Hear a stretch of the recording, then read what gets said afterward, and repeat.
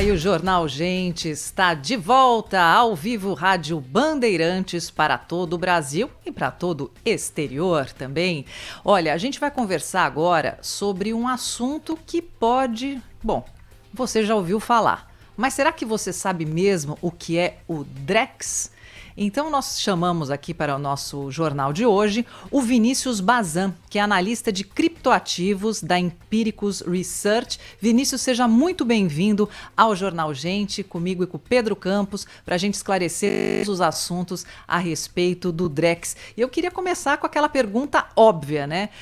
O que é, né? É o real digital, é isso? E quais são as pretensões de inclusão do Drex a respeito, é claro, da população? Muito bom dia para você, Vinícius. Bom dia, Sônia. Bom dia, Pedro. Obrigado pelo convite. Começando pelo real digital, acho que a primeira diferenciação que é bom fazer para as pessoas entenderem que não é uma criptomoeda como o Bitcoin, que às vezes as pessoas já ouviram falar e acham, né, que é um negócio muito diferente, cheio de risco e volatilidade, mas o real digital é simplesmente uma evolução do nosso sistema de pagamentos, né, uma evolução da nossa moeda, que vai passar a utilizar uma infraestrutura de tecnologia diferente do que é utilizado hoje, uma infraestrutura inovadora, mais segura, mais escalável, que é amparada nas tecnologias das criptomoedas também. Daí que vem essa relação. E basicamente o plano do Banco Central é sempre melhorar a economia e melhorar o acesso aos serviços financeiros para os brasileiros. Então o Drex, sendo real digital, é mais um passo nessa direção para tornar o nosso sistema financeiro mais fácil, mais acessível e mais barato também, e mais amplo, né, para as pessoas poderem usar. Ô Vinícius, quem faz hoje transações via Pix, né, não utiliza dinheiro físico, né? É a moeda virtual, entre aspas, porque ela sai de uma conta, entra na outra e o sujeito provavelmente já repassa para outro ou já faz uma compra via Pix e assim o dinheiro vai circulando hoje de maneira eletrônica. Vai ser diferente disso ou é esse tipo de transação que vai passar a ser o Drex? Então, na verdade, isso até é um ponto que o Banco Central ele esclarece no site dele, em todo o projeto do Real Digital, que o Pix ele não é dinheiro. O Pix ele é um sistema de pagamento, né? Ele é como se fosse uma funcionalidade que a gente tem para usar o real de uma forma mais simples. O Real Digital é o real de fato, só que ele é um real tokenizado, ele é um real que usa uma tecnologia diferente. Então, o Real Digital ele vai poder ser usado dentro do Pix. É como você pensar o seguinte: existe o real moeda física, que a gente está acostumado, e existe o real versão eletrônica que você vê na tela do banco. Imagina que essa é uma terceira versão, né? Então agora é o real usando uma tecnologia diferente que vai ter aplicações no futuro para outros casos de uso que hoje não são possíveis. Por exemplo, se eu quiser, com essa tecnologia, melhorar a facilidade para pagamentos internacionais, para ser mais barato, mais rápido, mais integrado a outros sistemas de outros países. Então, para a pessoa, para o brasileiro, muito pouco vai mudar. A ideia mesmo é que ela não sinta que existe uma coisa diferente, mas que ela veja na pele, ali no dia a dia, que novos produtos e serviços vão sendo possibilitados. Talvez ela nem saiba por quê, né, na prática, porque ninguém vai estudar a fundo a tecnologia, mas o fato é que vai acontecer e vai ficar cada vez mais simples, assim como o próprio Pix se tornou mais simples e mais barato a transação entre as pessoas. Ô Vinícius, então eu queria bater muito nessa tecla, que é bem importante. Você já falou, mas quais então as principais diferenças entre o Drex e a criptomoeda? Porque assim, essa confusão, você sabe, quando a gente fala em digital, essa confusão ela existe assim em todos, acho que no mundo inteiro, né? E o Brasil, que está se lançando aí nessa nova modalidade, eu queria muito que você explicasse quais são as principais diferenças para a gente ficar atento. Perfeito. Bom, assim, dentro do ambiente de o que a gente chama de criptomoedas, né, o termo nem seria o mais correto, mas seriam os criptoativos, é um mercado todo, assim como existe o mercado de ações. Então, existe uma multiplicidade de ativos ali. O ponto de união entre eles é a tecnologia base que eles usam, que a gente chama de blockchain. Mas existem criptoativos para mais diversas aplicações. Você tem desde os criptoativos de pagamento, como é, por exemplo, o próprio Bitcoin, até criptoativos focados em contratos inteligentes, como é o caso do Ethereum, e por aí vai, né? Então, existe uma multiplicidade de criptoativos. São tokens que podem ser usados em ambientes específicos. Por ser uma tecnologia nova, mas principalmente um mercado novo, com produtos muito novos, é um mercado que, naturalmente, ele é muito volátil, né? Então, ele chama, às vezes, a atenção das pessoas por esse balanço dos preços, né, que acontece de forma muito amplificada.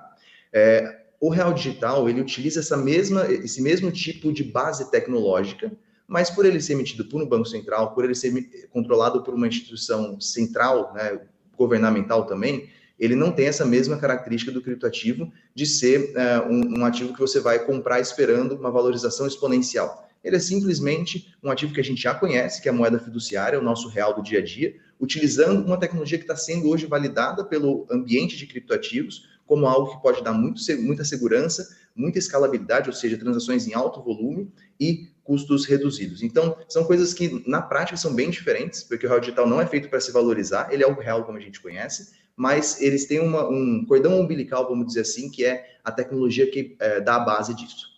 Para ser prático, Vinícius, por exemplo, quem comprar esse real digital, na conta que ele tem num banco, vai aparecer ali o quanto ele tem em real e quanto ele tem nesse real digital? Vão ser duas linhas separadas ou é uma outra conta, é um outro tipo de tela que vai controlar o quanto se tem nessa nova moeda?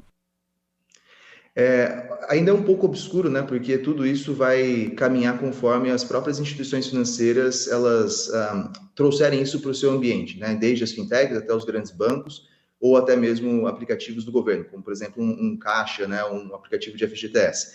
Mas como o Banco Central mesmo diz, é só uma outra representação da moeda.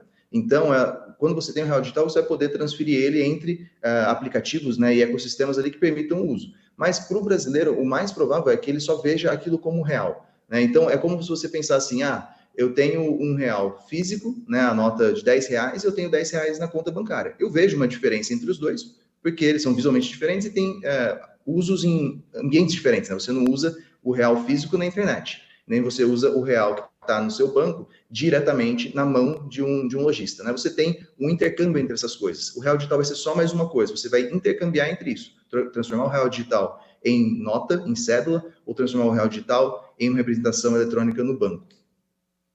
Sônia, Vinícius, um minutinho só antes de você seguir, claro. Porque nós temos informação do esporte aqui no plantão esportivo da Rádio Bandeirantes. Está tendo jogo lá na Copa do Mundo Feminina, estamos acompanhando. O João Rossetti tem informação. Gol de quem, João? Bom dia. É isso, Pedro. Sônia, saiu o gol agora pelas quartas de final da Copa do Mundo Feminina. Jogam Inglaterra e Colômbia e quem abriu o placar foi a seleção sul-americana. Leici Santos recebeu de Linda Caicedo no bico direito da área, cruzou na direção do gol e pegou a goleira Earps de surpresa, fazendo um golaço de cobertura. 1-0 para a seleção colombiana, o jogo agora está no intervalo. Valeu, Isso João. explica as comemorações aqui na França, viu, gente? Eles detestam o Reino Unido no futebol, é igual a gente com a Argentina. Vamos lá, Sônia. Vamos lá, Vinícius, continuando a nossa conversa, assim, interrupção para o futebol, que você sabe que é sábado, é a nossa regra por aqui. E existe uma boa parte da população brasileira que não é bancarizada, vamos dizer assim, usar esse termo. O Drex, na sua opinião, pode transformar essa realidade, incluindo essa população, no chamado novo sistema financeiro? Isso pode ser revolucionário, não, pelo que eu vejo? Com certeza. Eu entendo que, antes de tudo, a inclusão financeira, né, e a bancarização, né, o oferecimento de serviços financeiros para os brasileiros passa até por um ponto mais simples e mais básico, que é acesso à internet e acesso à tecnologia, né? Então, para você utilizar hoje, né, como premissa, uma conta bancária ou um serviço digital, você precisa ter pelo menos um celular e uma conexão à internet. Então, eu entendo que essa camada de infraestrutura ela precisa crescer e ela deve continuar crescendo como vem crescendo no Brasil. E a partir daí, conforme os serviços e os produtos financeiros são mais simples, mais baratos de serem produzidos e distribuídos, fica mais fácil ainda você atingir mais camadas da população. Então, sim, eu entendo que o Real Digital, o Banco Central só está fazendo isso, né, com o objetivo de tornar o sistema financeiro mais amplo e melhor para os brasileiros. Então, eu entendo sim que pode ser mais um caminho, né, é mais um passo na tecnologia que a gente dá para deixar esse acesso mais profundo para que todo brasileiro possa utilizar, e inclusive se no futuro a gente tiver uma forma de você usar o Real Digital também de forma offline. Então, eventualmente, você tirar essa barreira da conexão à internet, por exemplo, para o uso, né, da moeda. Mas isso, como eu disse, né, são passos que vão sendo dados. O Real Digital ainda é um projeto piloto, e ele vai sendo evoluído. Com certeza, o que a gente vai enxergar daqui 1, 2 anos vai ser bem diferente do que a gente vê hoje, porque é um projeto em desenvolvimento. Por exemplo?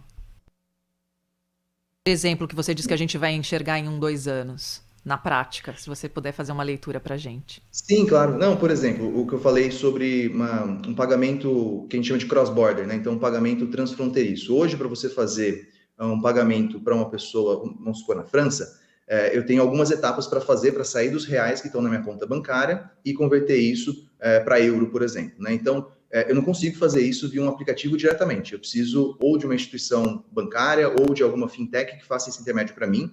Muito possivelmente isso vai levar algum tempo, pode ser algumas horas, pode ser alguns dias, depende do caminho que você percorrer e vai custar alguma coisa. E normalmente é caro, né? Pagamentos internacionais ou intercontinentais, eles são caros e eles vêm sendo barateados. Hoje, com a tecnologia que a gente tem em criptoativos, isso pode ser feito de forma praticamente instantânea e, em alguns casos, com custo praticamente zero. Então, a ideia de você ter um real digital que usa esse mesmo tipo de tecnologia é que no futuro você possa ter, por exemplo, pagamentos internacionais com zero fricção, né, com custos muito mais baixos. Então, te dá uma possibilidade de integração maior da economia.